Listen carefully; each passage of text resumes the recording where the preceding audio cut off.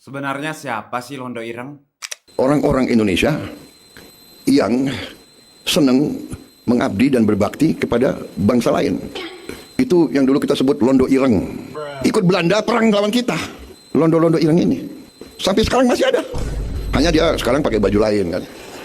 Wartawan, jurnalis. Kalau mendengar kata Londo Ireng, yang terlintas di pikiran kita mungkin adalah hutang belum dibayar. Loh, kalau utang sih bukan melintas, tapi diam di pikiran.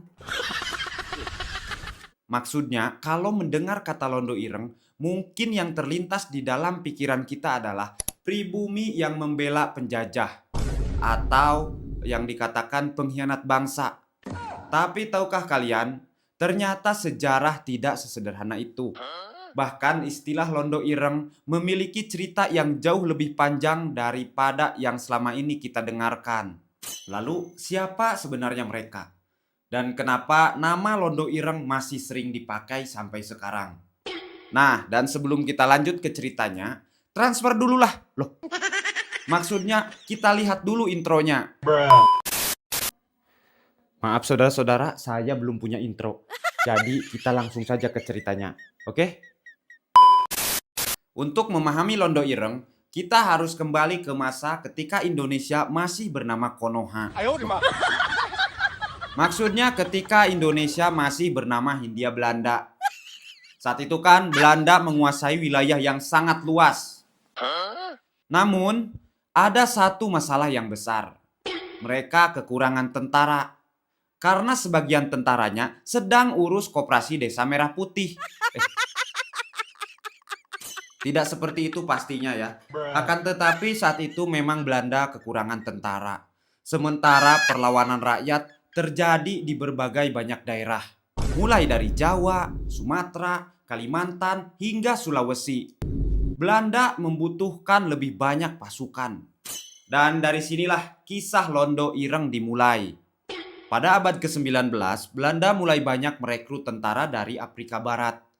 Terutama dari wilayah yang sekarang kita kenal sebagai Ghana. Mereka kemudian dibawa ke Hindia Belanda menggunakan mobil MBG. Loh, maksudnya mereka dibawa menggunakan kapal laut. Gimana sih ini skrip? Karena sama-sama bertugas untuk pemerintah kolonial, masyarakat menyebut mereka Londo. Akan tetapi karena warna kulit mereka lebih gelap, muncullah sebutan Londo Ireng. Mereka menjadi bagian dari pasukan kolonial Belanda dan ditempatkan di berbagai wilayah Nusantara. Tugas mereka sama seperti tentara kolonial lainnya, yaitu menjaga wilayah, mengawal pemerintah kolonial, dan ikut dalam berbagai operasi militer. Walaupun mereka nggak akan diangkat menjadi manajer Kopdes. Bagi rakyat yang saat itu sedang melawan penjajah, mereka tetap dianggap bagian dari kekuatan Belanda. Karena itulah nama Londo Ireng kemudian dikenal sampai keluar angkasa. Seiring berjalannya waktu, istilah Londo Ireng mulai mengalami perubahan makna. Di beberapa daerah, sebutan itu tidak lagi ditunjukkan kepada tentara Afrika, melainkan kepada siapa saja yang dianggap berpihak kepada penjajah, tapi bukan kepada jurnalis, seperti kata beliau. Bahkan setelah Indonesia merdeka, istilah itu kadang masih digunakan untuk sindiran kepada orang-orang yang dicurigai membela kepentingan asing. Artinya, makna yang dikenal masyarakat sekarang berbeda dengan asal-usul sejarahnya. Yang menariknya adalah tidak semua Londo Ireng kembali ke Afrika. Sebagian memilih menetap di Hindia Belanda. Ada yang menikah dengan penduduk setempat, memiliki keturunan, dan memilih hidup sebagai rakyat biasa. Saya akan kembali ke kota saya, Solo, sebagai rakyat biasa. Karena itu beberapa orang meyakini jejak keturunan mereka masih bisa ditemukan sampai sekarang.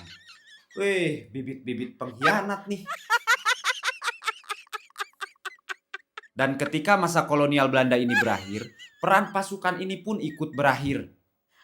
Sebagian kembali ke tempat negara asal, sebagian milih tetap tinggal, dan perlahan nama mereka lebih banyak hidup sebagai cerita.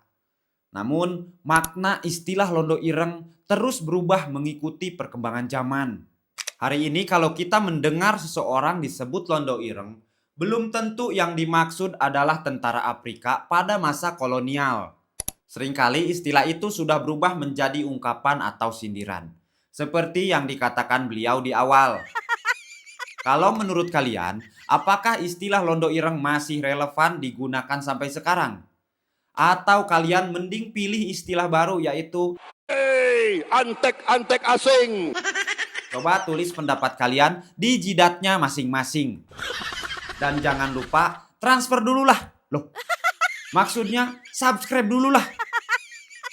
Yang nonton puluhan ribu, yang subscribe nggak ada. Penonton macam apa ini?